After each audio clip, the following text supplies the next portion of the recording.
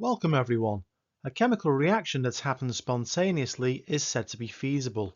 Three factors impact the feasibility of a reaction: enthalpy change, entropy change, and temperature. These factors are linked by the Gibbs equation. In this walkthrough, we'll look at a calculation involving this equation. In the final part of the video, I'll go through how a catalyst speeds up the rate of reaction and look at what is meant by an alternative reaction route.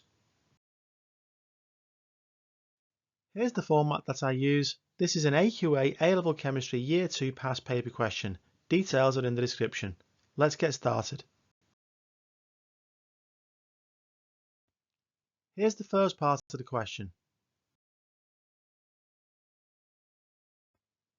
We use the data given in the table to work out the entropy change delta S. Calculate the sum of the entropies of all of the products, then subtract the sum of the entropies of all of the reactants. We have to take into account the amount of each substance when we are doing the calculation. There are 4 moles of nitrous oxide, NO, so the entropy for this substance is 4 multiplied by 211.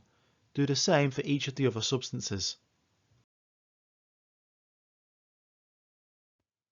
The answer is 181 joules per Kelvin per mole.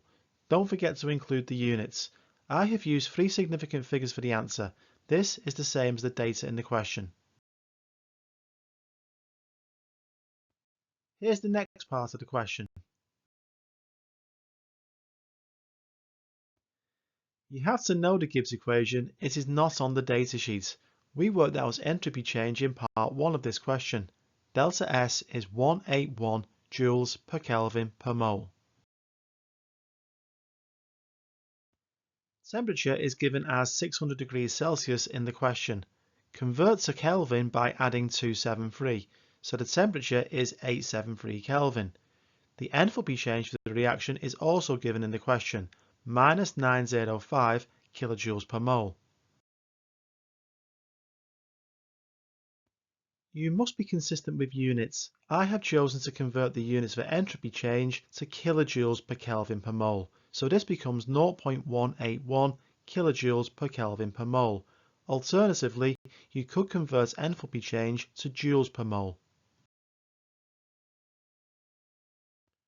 Substituting the values into the equation gives the value of delta G to be minus 1063 kilojoules per mole. A negative delta G value indicates that a reaction is feasible and will proceed spontaneously. You could be asked about this in other questions involving the Gibbs equation. Here's the next part of the question.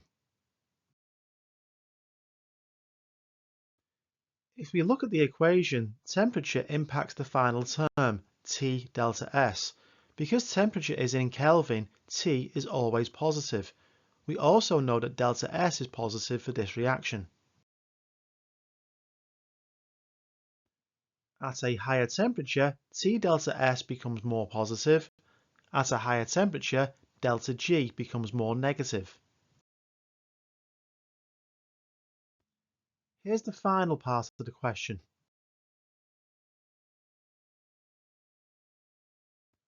Solid catalysts provide a surface for the reactants to be adsorbed onto. Bonds in the reactants are weakened, new bonds are formed, creating the products. In the final stage, products are desorbed. This means that they leave the surface of the catalyst. Thanks for watching. Please post in the comments if you have any questions or suggestions. Take care and good luck with your studies.